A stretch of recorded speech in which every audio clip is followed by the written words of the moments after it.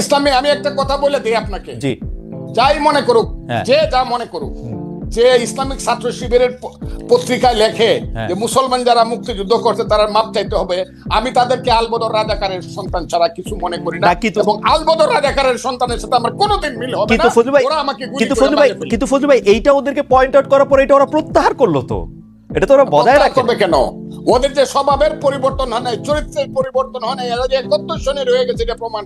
ওকে, সবাই রাজনীতি করুন, কিন্তু হচ্ছে এরকম একটা বিশাল জনগোষ্ঠীকে বাংলাদেশের পক্ষ বিপক্ষ করে দিয়ে আবার আওয়ামী লীগের মতো সেই বিভাজনের রাজনীতি আপনার বিভাজনের রাজনীতি না করা হলো, কিন্তু আপনারা যে সুযোগ পাইলেই বলেন এই আন্দোলনটা করছে শিবিররা, এই আন্দোলনটা করছে শিবিররা, পিছন দিক থেকে পরিচালনা করছে শিবির, জামায়াতে ইসলামী আপনাদের পয়সা দিছে, বিএনপি করে নাই, বামরা করে নাই, কখনো বলি না। হ্যাঁ, আমরা এটা কখনো বলি না। আমরা কোথা থেকে শুনলাম এটা? তাহলে ভাই ছাত্র দলের প্রোগ্রামে আমরা এটা কোথায় শুনলাম?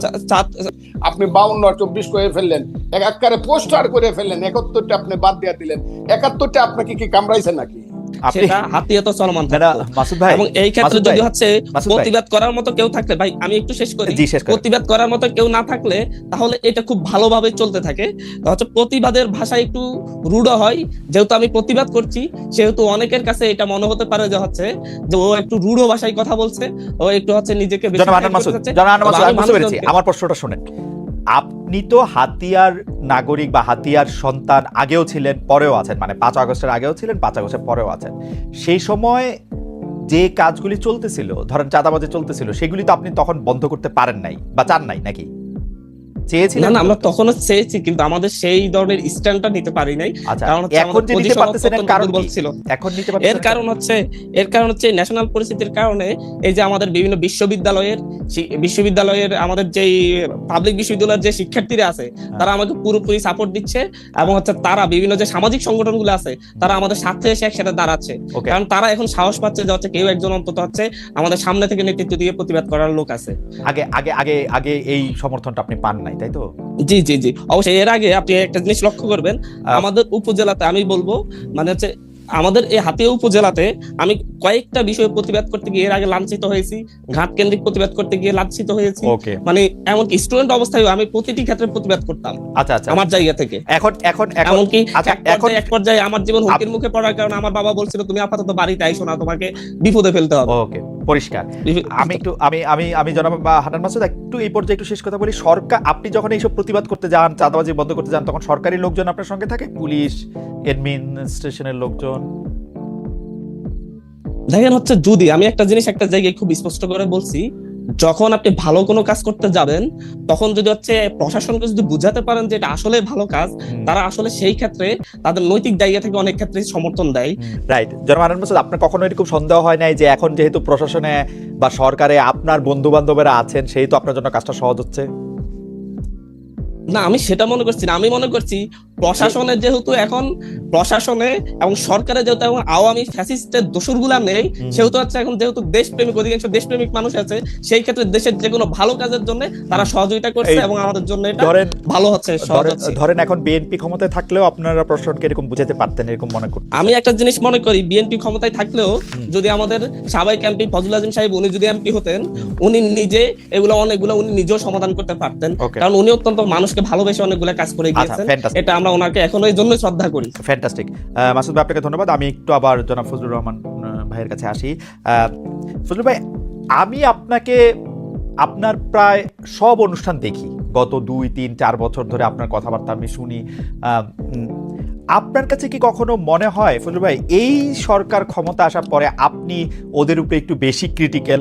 কারণ আপনি যে কথাগুলি, মানে আমি যে কথাগুলির জায়গায় এটা আসতেছিলাম, যে স্বাধীনতার আপনি প্রায় বলেন একজন মুক্তিযোদ্ধা হিসাবে আপনার এই দিন দেখতে হবে, এটা আপনার কোনোদিন ভাবতে হয় নাই। একজন মুক্তিযোদ্ধা হিসাবে আওয়ামী লীগের 15 বছর আপনি কেমনে দেখলেন ফজলুর ভাই? আপনি সংবিধানের মূলনীতির কথা বলেন, আওয়ামী লীগ সংবিধানের কুল মূলনীতিটা মানছে, এই গণতন্ত্র, সমাজতন্ত্র, ধর্মনিরপেক্ষতা, জাতীয়তাবাদ। কোন সংবিধান দেখা বাংলাদেশটা পরিচালিত হয়েছে? ভোট হোক, যাই হোক। কিন্তু যদি আপনি তুলনামূলক জায়গা থেকেও বলেন, আপনি বিএনপির জায়গা থেকেও আপনার আমি প্রশ্ন করতে পারি যে বিএনপির আমলে কোন বাংলাদেশের কোন সাংবিধানিক মূলনীতি রক্ষা করা হয়েছে, বিচার বিভাগীয় হত্যা কোনটা বন্ধ হয়েছে? কিন্তু এই সরকারের সময় এসে আপনি এত বেশি হতাশ কেন হয়ে পড়লেন ফজলু ভাই? আপনাকে অসংখ্য ধন্যবাদ। আমি আমার সেই ভাইয়ের কথা, মাসুদের কথা শুনছিলাম। জীবনে কোনোদিন হতাশ হই নাই। এই বাংলাটা আমার ব্যাপারে ব্যবহার করবেন না, আমি কোনো হতাশ মানুষ না। আমি আপনাকে অনুরোধ করবো এই বাংলাটা কেউ যাতে আমার ব্যাপারে ব্যবহার না করে। এক, 2 নম্বর হলো আমি এই সরকারের বিরুদ্ধে ক্রিটিক্যাল। এই সরকার যারা আনছে আমি এখনো চ্যালেঞ্জ করছি। গত 10 বছর, আমি 15 বছর আওয়ামী লীগ সরকারের বিরুদ্ধে আমি যা করছি, আমি যা বলছি, আমার নামে যে রাষ্ট্রদ্রোহ মামলা হয়েছে, আমাকে যে আমেরিকাতে নির্বাসনে রাখা হয়েছে, আমাকে যে জেলে রাখা হয়েছে, এই আমি 10 বছর বাড়িতে যেতে পারি নাই, মা বাবার কবর জিয়ারত করতে পারি নাই হাসিনা সরকারের সমালোচনা করার কারণে। আমি যতবার হাসিনা সরকারকে ফ্যাসিস্ট বলছি, ফ্যাসিস্ট বা যে শব্দটা, এটাই আমি প্রথম এস্টাবলিশ করছি সবার আগে। কিন্তু আমি যেদিন থেকে বুঝতে পেরেছি এই সরকার কূটকৌশল করিয়া নন ইস্যুকে ইস্যু বানায়া ফালতু বাজে কথা বইলা শুধু ক্ষমতাকে প্রলম্বিত করতে চায় বিনা নির্বাচনে, সেদিন থেকে টুকটাক কথা বলা শুরু করছে। টুকটাক আমার কথাটা বলে আমি কিন্তু প্রথম বলছি ঠিক আছে 2 বছর নেন, এখন কিন্তু 2 বছর বলি না। আমি একটা নিঃশর্ত ভাবে বলছি 2 বছর নেন, আমার দল আমাকে তুমি 2 বছর কেন দিলা? আমি বলছি দিয়েছি ইউনূস সাহেবের মতো লোক 2 বছর ট্রেন চালাবে। কিন্তু যখন আমি বুঝতে পারছি এই যে মাসুদ বসে আছে, তারা আমাদের সন্তান, তারাই আগামী দিনে এই দেশে রাষ্ট্র চালাবে, আমি খুব দোয়া করব তারা যদি যোগ্যতা সহকারে রাষ্ট্র চালায়। কিন্তু তাদের যে মূল নেতা বলা হইলো জাতিসংঘে গিয়া, তার নাম হলো মাহফুজ আলম, যাকে মাস্টার মাইন্ড হিসাবে ইউনূস সাহেব পরিচয় করে, এটা আমার কোনো আপত্তি। কিন্তু ও প্রথম দিকে কিছু কাজ করলো আমার ওই সন্তানটি, এবং কিছু কথা বললো, যে কথাগুলোর সঙ্গে আমি সিরিয়া, ইরাক বা মধ্যপ্রাচ্যে কিছু আদর্শিক মিল পাই। আফগানিস্তানে এই মিলগুলো আমাকে আহত করছে। কেন আহত করছে? তারা গত 6 মাসে 6 মিনিটের জন্য মুক্তিযুদ্ধ কথাটাই বলে নাই। তারা মুক্তিযুদ্ধ বলতে চাইছে 47-কে এবং 24-কে। 24-কে আমি মাথার উপরে ধারণ করি। আমি আবারও বললাম, মাথার উপরে 24-এর জন্য আমার অনেক হৃদয়ে কান্না আছে, সেটা আছে। কিন্তু 47 আর 24-কে, 71-কে যারা বাদ দেয়, 71 হলো মুক্তিযুদ্ধ। এই মুক্তিযুদ্ধের পেট ছিঁড়েই বাংলাদেশের জন্ম। মুক্তিযুদ্ধ হলো বাংলাদেশের মা। কথাটা আমি বলি কি না বলেন আপনি? না বলেন। মুক্তিযুদ্ধ না হইলে বাংলাদেশ হইতো না। যে মুক্তিযুদ্ধের পেট ছিঁড়ে বাংলাদেশ হলো, সেই বাংলাদেশের উপদেষ্টা হয়ে একজন তার মারে স্বীকার করতেছে না। মারে যে স্বীকার করতেছে না, সে তো সুসন্তান না। কিন্তু ফুলু ভাই, আপনি কি খেয়াল করেছেন যে 1 সপ্তাহ কম আগে জনাব মাহফুজ আলম একটা ফেসবুকে স্ট্যাটাস দিয়েছে, যেটা শিরোনাম হচ্ছে মুক্তিযুদ্ধ মানে বাংলাদেশ? আমি শুনেছি। তাইলে ওই পেজটা উনি এই বিতর্কটা উনি সৃষ্টি, তাইলে আমি যদি বলি অবশেষে অরিন্দম কহিলা বিষাদে, আপনি যেটাকে লিবিয়া, সিরিয়া, ইরাক দেখতেছেন, সেটা কি আপনার কাছে মনে হয় এটা আপনার ইন্টারপ্রিটেশনে আপনি এরকম দেখতেছেন? আমার ইন্টারপ্রিটেশন, তাদের কথায় আমি আপনাকে বলি, তাদের কথায় আমি এরকম দেখতেছি। কেন দেখতেছি? এখন আবার কালকে দেখলাম তারা যে নতুন দল করবে, এটার যে কথাবার্তাগুলো তারা বলছে সব হলো লিবারেল ডেমোক্রেটিক পার্টির কথা। তা আপনি যদি সকালে একরকম কথা বলেন, দুপুরে একরকম বলেন, বিকালে একরকম বলেন, রাত্রে একরকম বলেন, তা আমরা আপনি একটা দেশকে কিভাবে পরিচালনা করবেন এবং কিভাবে একটা নতুন দল গঠন করিয়া? কিন্তু ফজলু ভাই, আপনি দেখতেছেন না, এরা তো একটা যুদ্ধের মধ্যে আছে। আসলে এই যুদ্ধ তো শেষ হয় নাই, এরা কিন্তু এখনো এই ভয় পাইতেছে। ফজলু ভাই, আপনার কিন্তু এই ভয় আপনি বহু আগে জয় করে আসছেন, যে এরা কিন্তু এই ভয় এখনো আছে যে একটা আওয়ামী লীগ সরকার আসলে তাদের কি করবে। এরা যখন মাঠে কাজ করতে যাচ্ছে, আপনি জানেন বিভিন্ন রাজনৈতিক দলের নেতাদের কিন্তু ওদের নানাভাবে মোকাবেলা করতে হইতেছে। বাংলাদেশের রাজনীতির মাঠে রাখা। আমার কথাটা শুনতে হবে আপনাকে। চেতনার দিকে যদি আপনার ঘাটতি থাকে, চেতনায় ঘাটতি। রাজনীতিতে প্রথম আসে ফিলোসফি, ইডিওলজি। রাজনীতির প্রথম কাজ হলো ফিলোসফি, ইডিওলজি। তারপরে আসবে understanding, feelings, realisation, theory and practice. Right. আপনি যদি ফিলোসফিতে বারবার ওই লেখেন যে 52 থেকে 24, 71টা বাদ দিয়ে যদি আপনি 21, ওই যে এটা কি বলে 21শে ফেব্রুয়ারি মাস করেন, আমার ভাইয়ের রক্তে রাঙ্গানো 21শে ফেব্রুয়ারি, আপনি 52 আর 24 করে ফেললেন, একাকারে পোস্টার করে ফেললেন, 71টা আপনি বাদ দিয়ে দিলেন। 71টা আপনাকে কি কামড়াইছে নাকি? যদি আপনি 71-এ না থাকেন, আমি ওদের সাথে থাকবো না।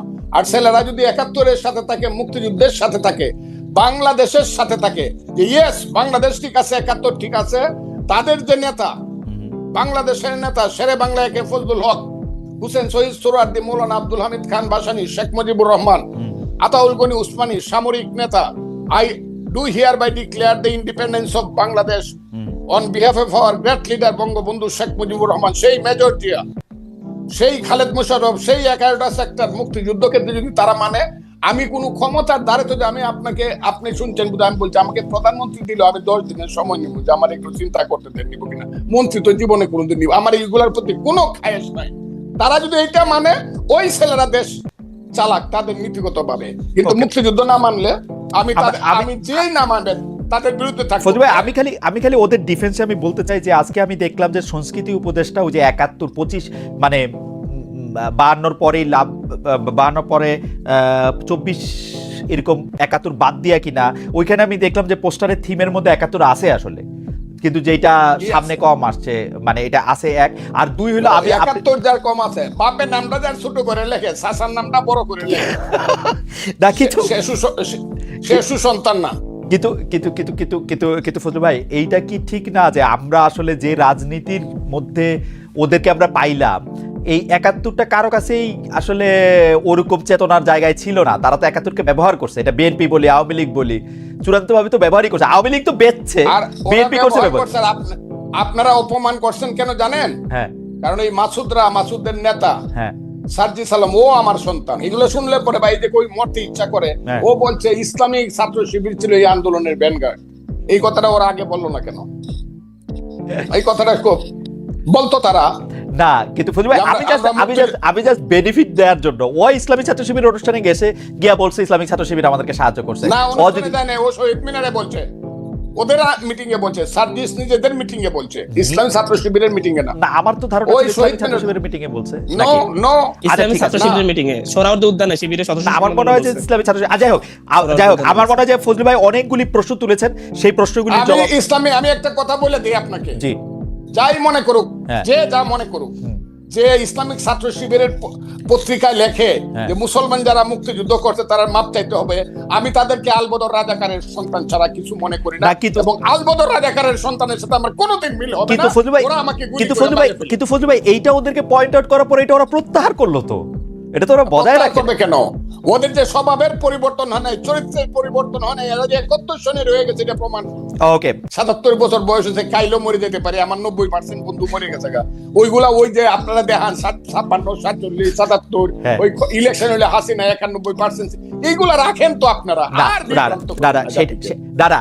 আর বিভ্রান্ত আমি বললাম তো, ইউনূস সাহেব এই কথাটা বইলা, উনি যে আমি কতদিন বলছি যে 10 জন প্রধানমন্ত্রীকে জোড়া দিয়ে যত লম্বা হয় তার চেয়ে বেশি লম্বা ইউনূস সাহেব, এই কথাটা কে বলছে বাংলাদেশে? এটা আমি বলছি, আমি সারা ফজলুর রহমান সারা নতুন কথা বাংলাদেশে বলার মানুষ খুব কম। না, কিন্তু এটাকে আপনি রিয়েলি মিন করেন যে 10 জন প্রধানমন্ত্রী জোড়া দিলে ডক্টর ইউনূস তার চেয়ে বড়?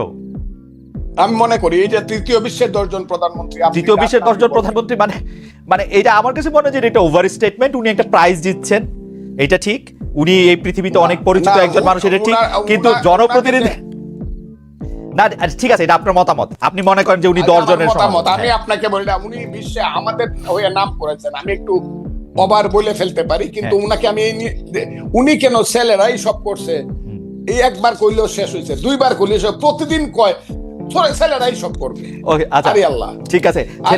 না এইখানে ছেলেরা সব করে, উনি বলছে ছাত্ররা দল গঠন করবে, এইটা আসলে তার নিরপেক্ষতা। আপনি তো প্রশ্নটা শুনেন নাই মনে ফজলু ভাই, উনি প্রশ্নটা নিরপেক্ষতা হারাইছে। হ্যাঁ, বেশিরভাগ লোক মানে 44 ভাগ লোক 63,000-এর মধ্যে বলছে উনি নিরপেক্ষতা হারাইছে, এই কথা বললেন। এটা আপনি বলেন, আমি মনে করি শুভবুদ্ধি সম্পন্ন যারা চেতনা সম্পন্ন লোক বেশিরভাগই মনে করবে যে এই কথাটা ওনার ঠিক হয় না, কেন বলবেন? ঠিক আছে, জনাব আব্দুল আহাদ মাসুদ, আপনি স্পেসিফিকলি প্রশ্ন করেছেন, এবং এটি আসলে ফজলু ভাই অনেকদিন ধরে বলে আসছেন, যারা স্বাধীনতার চেতনার সাথে নাই, যারা 1971 সালকে অপমান করতে চায়, যারা বিভিন্ন জায়গায় বিভিন্ন বিষয় দেখতে চায়, তাদের সাথে উনি নাই। আপনার একটু কথা আমরা শুনতে চাই, জনাব আব্দুল আহাদ মাসুদ। না, ফজলু ভাই অনেক সুন্দর কথা বলেন, মুক্তিযুদ্ধের যে আকাঙ্ক্ষা সেটাকে আমরাও ধারণ করি, লালন করি।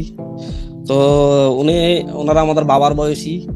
আমি ভাইয়ের কথা যখন শুনছিলাম তখন আমি আমার জাতীয় আইডি কার্ডের কথা মনে পড়লো যে সেখানে আমার নামটা একটু মোটা অক্ষরে লেখা, আমার বাবার মায়ের নামটা একটু ছোট অক্ষরে লেখা। আর হচ্ছে যখন আমি একটু বড় হয়েছি, আমার বাবারা আমাকে নিয়ে বাবা মা আমাকে নিয়ে গর্বই করে যে আমার ছেলে এটা হয়েছে, ছেলের পরিচয়টা দিতে ভালো বেশি পছন্দ করে। সুতরাং সেই ক্ষেত্রে আমি তো ভাবছিলাম যে ফজলু ভাইয়েরাও আমাদের সন্তানদের পরিচয় দিতে একটু গর্ববোধ করবে বেশি, যে হচ্ছে না ছেলেদের নামটা একটু বড় করে। ঠিক আছে, আমরা সন্তানদের গর্ববোধ করি। আপনি এখন 71-এর বিষয়টা হচ্ছে আমরা 71-কে নিয়ে সেই আমরা আমাদের 3রা আগস্ট, 4টা আগস্ট, 5ই আগস্ট যখন আমরা হচ্ছে আপনার চ্যানেল 24 আমরা বসেছিলাম, সেখানে আমরা বলেছি যে 47 হচ্ছে আমাদের আজাদি, 71 আমাদের মুক্তি, 24 আমাদের অস্তিত্ব। আমরা 47-এ ব্রিটিশদের থেকে আজাদি পেয়েছি, 71 এসে পাকিস্তানি শোষকদের কাছ থেকে মুক্তি পেয়েছি, 24-এ আমরা ভারতীয় যে আগ্রাসন সেটা থেকে নিজেদের অস্তিত্ব রক্ষা করেছি। আমাদের কাছে কোনোটাই মূল্যহীন নয়। জি জনাব মাসুদ, ছোট করে একটু জানতে চাই, মূল্যহীন কোনোটাই নয় সেটা তো অবশ্যই, কিন্তু মানে আপনাদের কাছে তিনটাই একই রকম, তাই তো? না, আমাদের কাছে তিনটাকেই আমরা আমরা তিনটাকে একই রকম মনে করি। তবে হচ্ছে 24 সবচেয়ে বেশি ভালো, 24 অবশ্যই বেশি। 71 গুরুত্ব না সেটা বলছি না, 71 গুরুত্ব সবচাইতে বেশি, কারণ এখানে অনেক বেশি মানুষের জীবন দিতে হয়েছে, দীর্ঘ একটি লড়াই হয়েছে যে কোনো কিছুর চাইতে। এর জন্য 71-কে আমরা অবশ্যই বেশি গুরুত্ব দিচ্ছি।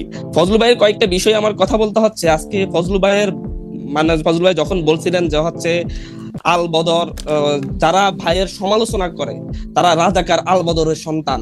তবে আমি এই কথাটাকে, ঠিক এই স্পেসিফিক কথাটাকে শেখ হাসিনার সাথে এবং হচ্ছে আওয়ামী লীগের সেই টোনের সাথে আমি একই রকম মিল পেয়েছি। একই কথা, একই ভাষায় আওয়ামী লীগের সমালোচনা করলে, মুক্তিযুদ্ধের সমালোচনা করলে আওয়ামী লীগের সমালোচনা করলে মুক্তিযুদ্ধের সমালোচনা হয়ে যায়, এবং হচ্ছে তারা রাজাকার আল বদরের সন্তান হয়ে যায়। স্বাধীনতার 54 বছর পরে কিন্তু মাসুদ ভাই একটা ছোট করে, ফজলু ভাই যে কথাগুলি বলেন মানে এটা শেখ হাসিনার ক্ষেত্রে খুবই সত্য। আমরা যখন শেখ হাসিনাকে বলতাম যে দুর্নীতি করতেছে, উনি বলতো রাজাকারের সন্তান। আমরা যখন বলতাম শেখ হাসিনা ইলেকশন ঠিক মতো দিচ্ছে না, উনি বলতো রাজাকারের সন্তান বা জামাত শিবির ট্যাগ দিত। ফজলু ভাইয়ের কোন কথাকে আপনি এরকম করে বলতে পারেন যে এই ফজলু ভাই দুর্নীতি করছে বা ইলেকশন আটকাইছে? ফজলু ভাই স্পেসিফিকলি বাংলাদেশের স্বাধীনতার জায়গাটাকে একটা জায়গায় নিতে চাচ্ছে। আমি স্পেসিফিক্যালি বলছি যে হচ্ছে উনি বলেছেন যে হচ্ছে যারা ওনাকে আওয়ামী লীগের এজেন্ট বলে, এটা তো সমালোচনা যে কেউ করতে পারে, এক একজনের মতামত এক এক ধরনের থাকতে পারে, আমি সেটা মনে করি না।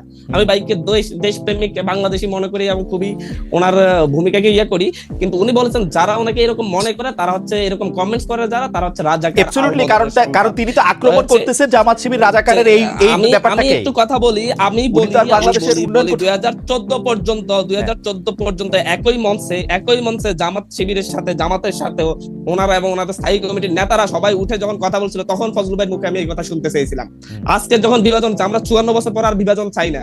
আমরা 24-এ দেখেছি ভারতীয় আগ্রাসনের বিরুদ্ধে যেভাবে ছাত্রদল আমাদের পাশে ছিল, সেভাবে ছাত্র শিবিরও ছিল, যেভাবে বিএনপি ছিল, সেভাবে জামাতও। সবাই রাজনীতি করুন, কিন্তু হচ্ছে এরকম একটা বিশাল জনগোষ্ঠীকে বাংলাদেশের পক্ষ বিপক্ষ করে দিয়ে আবার আওয়ামী লীগের মতো সেই বিভাজনের রাজনীতি না করা হলো। কিন্তু আপনারা যে সুযোগ পাইলেই বলেন এই আন্দোলনটা করছে শিবিররা, এই আন্দোলনটা করছে শিবিররা, পিছন দিক থেকে পরিচালনা করছে শিবির, জামায়াতে ইসলামী আপনাদের পয়সা দিছে, বিএনপি করে নাই, বামরা করে নাই, কখনো বলি না। হ্যাঁ, আমরা এটা কখনো বলি না। আমরা কোথা থেকে শুনলাম এটা? তাহলে ভাই ছাত্র দলের প্রোগ্রামে আমরা এটা কোথায় শুনলাম?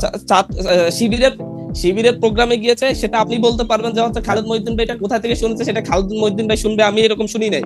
আমরা দেখেছি ছাত্র শিবিরের প্রোগ্রামে গিয়ে বলেছে ছাত্র শিবির আমাদের আন্দোলনে সহযোগিতা করেছে, ছাত্র দলের প্রোগ্রামে গিয়েও আমরা বলি ছাত্র দল আমাদেরকে সহযোগিতা করেছে, বিএনপি কে বলি যে ওনারা আমাদের পাশে দাঁড়িয়েছে, তাই বলে কি পুরো আন্দোলন ওনাদেরকে ক্রেডিট তুলে দেওয়া হয়েছে? আপনি নিজের পক্ষে বললে তখন সেটা নিতে পারবেন, অন্য সহযোগিতা করছে সেটা বললে নিতে পারবেন না, এটা হতে পারে না। আমরা এর জন্য বিভাজনের বিরুদ্ধে অবস্থান নিয়েছেন। অবশ্যই আমরা বিভাজনের বিরুদ্ধে অবস্থান নিচ্ছি। আমরা বলি জাতীয় স্বার্থে মনে করেন ধরেন আপনারা কি বিভাজনের বিরুদ্ধে অবস্থান নিয়েছেন? মানে আমি প্রশ্নটা কেন করলাম, ধরেন এখন কি এরকম মনে হয় 71 মুক্তিযুদ্ধ চেতনা বললেই আপনারা গাজি বলে ঝাঁপায় পড়বেন? অনেকে বলছেন এরকম যে এই বাংলাদেশে এখন 71-এর কথা বলা যায় না, এখন মুক্তিযুদ্ধের কথা বলা যায় না, এখন এটার কথা বলা যায় না। আপনারাও বলেন না কিন্তু খুব বেশি। মানে মাহফুজ আলম সাহেব বহুদিন পরে একটা স্ট্যাটাস দিয়েছেন যে মুক্তিযুদ্ধ আমাদের প্রাণের দাবি, জানের দাবি। তার আগ পর্যন্ত কিন্তু মানে আমি জানি না, মানে আপনি বলেন আপনারা কি বিভিন্ন বক্তৃতা গিয়ে আমরা প্রত্যেকটা বক্তব্যে মুক্তিযুদ্ধের কথা বলি, মুক্তিযুদ্ধের সম্মানের কথা বলি। আপনি আমার প্রতিটি টকশো দেখবেন, আমাদের ভাইদের টকশো দেখবেন, যারা যেখানে বক্তব্য রাখছে। মাহফুজ আলম এমনকি যখন লক্ষ্মীপুর গিয়েছে সেখানেও একই কথা বলেছে, বাংলাদেশে রাজনীতি করবে একমাত্র বাংলাদেশ পন্থীরাই, যারা বাংলাদেশকে ভালোবাসবে, বাংলাদেশের জন্য লড়াই করবে, অন্য কোনো দেশকে সার্ভ করবে না। সুতরাং হচ্ছে এর বাইরে আর বড় কোনো কথা থাকতে পারে না। আমরা এখানে একতার কথা বলে, একটা জাতীয় স্বার্থে একতার কথা বলে, বিভাজন থেকে যেই বিভাজন শেখ হাসিনা মুক্তিযুদ্ধের পক্ষ বিপক্ষ বলে তৈরি করেছিল স্বাধীনতার 54 বছর পরে, আজকে ভাই আমাকে 1 মিনিট বলতে দিবেন, স্বাধীনতার 54 বছরে পরে আজকে আইসা বা রাজাকারের সন্তান, আলবদরের সন্তান, স্বাধীনতার পক্ষ বিপক্ষ বলে বিভাজনের আর কোনো সুযোগ নেই। সময় নাই, আমাদের শেষ করতে হচ্ছে, কিন্তু 72 সংবিধানটা আপনি সত্যি পৃথিবীর সর্বশ্রেষ্ঠ সংবিধানগুলির একটা মনে করেন? সর্বশ্রেষ্ঠ বলে নাই তো, সবচেয়ে ভালো সংবিধান বলে? সবচেয়ে ভালো সংবিধান না, শ্রেষ্ঠ সংবিধান একটা। আচ্ছা, শ্রেষ্ঠ সংবিধান একটা। ওই 70 অনুচ্ছেদ থাকা সত্ত্বে প্রধানমন্ত্রী না 70 অনুচ্ছেদ আমি আপনাকে বলি, 70 অনুচ্ছেদ তখন বাস্তবতায় তো এটা তো অনেক সময় লাগবে। 70 অনুচ্ছেদ তো হইলে 54 কে 55 কে 56 সনে ওই যে এমপি এমএলএ হইয়া ভোট কেনাকাটা করে যেভাবে প্রতি 24 ঘন্টায় একবার সরকার বদল হইতো, সেই তিক্ত অভিজ্ঞতা থেকে কিন্তু 70 না, এটা আপনারা বলেন বহুবার, এটার বহু রকম রেমেডি সারা পৃথিবীতে আছে, আপনারা ওইটার দিকে আপনারা জান নাই। যাই হোক, আমার কাছে 70 আমি সমর্থন করি না। আমি 72 সংবিধানে ফজলু, আপনি খালি 72 সংবিধানে আপনার সাথে আমি আলাদা করে একদিন কথা বলবো না। হাউএভার আপনি মানে একটু আপনার সাথে কথা বলতে একটু প্রস্তুতি নিয়ে আসা উচিত, একটু সময় নিয়ে আসা উচিত, সেই জন্য আমি একটু প্রস্তুতি আর সময় নিয়ে 72 সংবিধানটা নিয়ে আপনার সাথে আপনি একদিন কথা বলবো না। কিন্তু ফজলু ভাই একদম চমৎকার ভাবে বলছেন যে উনি মনে করেন বাংলাদেশ মুক্তিযুদ্ধের চেতনার পথে ছিল হচ্ছে 1972 সালে 10 এপ্রিল থেকে 4 ডিসেম্বর পর্যন্ত, অর্থাৎ যতক্ষণ পর্যন্ত গণপরিষদ 16 ডিসেম্বর, হ্যাঁ 4 নভেম্বর, হ্যাঁ 16 আপনি 16 ডিসেম্বর পর্যন্ত মনে করতেছেন, তাই তো? বলছি কারণ 16 ডিসেম্বরে গিয়ে এটা কার্যকরী হয়েছে। ওকে, 16 ডিসেম্বর পর্যন্ত কার্যকরী হচ্ছে, আর বাকি সময়টার ক্ষেত্রে তিনি সেটা মনে করেন না। আমরা 1 মিনিটে জনাব আব্দুল হান্নান মাসুদের কাছে শুনবো। জনাব আব্দুল হান্নান মাসুদ, আপনারা একটা নতুন রাজনৈতিক দল যে করতে যাচ্ছেন বা যে দল যে করবেন, সেটা আসলে কোন আদর্শে পরিণত মানে পরিচালিত হবে, আপনি 1 মিনিটে সেটা একটু বলবেন কিনা বা সেটা বলার একটু সময় হবে কিনা? দেখেন হচ্ছে আজকে এখানে বিএনপি যে দলটি, তারেক রহমান বেগম জিয়ার আপসীনতার, তারেক রহমান যে হচ্ছে তারুণ্য নির্বাচন যে নেতৃত্ব দিচ্ছেন, সেটাকে কেন্দ্র করে আজও হচ্ছে আমরাও বেগম জিয়ার জন্য বিএনপিকে ভালোবাসি, কিন্তু যখন আমরা বিভিন্ন অঞ্চলে চাঁদাবাজি দেখি তখন আর আমরা ভালোবাসতে পারি না। কিন্তু বেগম জিয়া যতদিন আছেন, যতদিন বেগম জিয়ার এই আপসীনতা আমাদেরকে পথ দেখিয়েছে, আমরা ওনাকে শ্রদ্ধা ভরে সবসময় বাংলাদেশের সবার মাথার মনি করে রাখবো। তো এই জায়গা থেকে আজকে আমরা যেই পলিটিক্যাল পার্টিটা করতেছি, আমরা মনে করছি এবং আমরা দেখছি আমাদের এই প্রজন্মকে গতানুগতিক যে রাজনৈতিক ধারা চলে আসছিল, সেই রাজনৈতিক ধারা আমাদেরকে সুষ্ঠু নিরাপদ বাংলাদেশ জন্মস্থান উপহার দিতে পারেনি। আমরা যারা জন্ম নিয়েছি, জন্মের পর থেকে আমরা এখানে অনিরাপদ বাংলাদেশ পেয়েছি এবং আমাদের এখানে রাজনৈতিক এবং হচ্ছে মত প্রকাশের স্বাধীনতাহীনতাই পেয়েছি। আমরা দেখেছি হত্যা, গুম, নির্যাতন। আমরা এর বাইরে থেকে আমরা মনে করি এর জন্য শুধুমাত্র আওয়ামী লীগ দায়ী না। সেই 72-এর পরবর্তী সময় থেকে আজ পর্যন্ত যত রাজনৈতিক দলগুলা গড়ে উঠেছে, তারা কেউই আমাদের জন্য, নতুন প্রজন্মের জন্য নিরাপদ বাংলাদেশ দিতে পারেনি।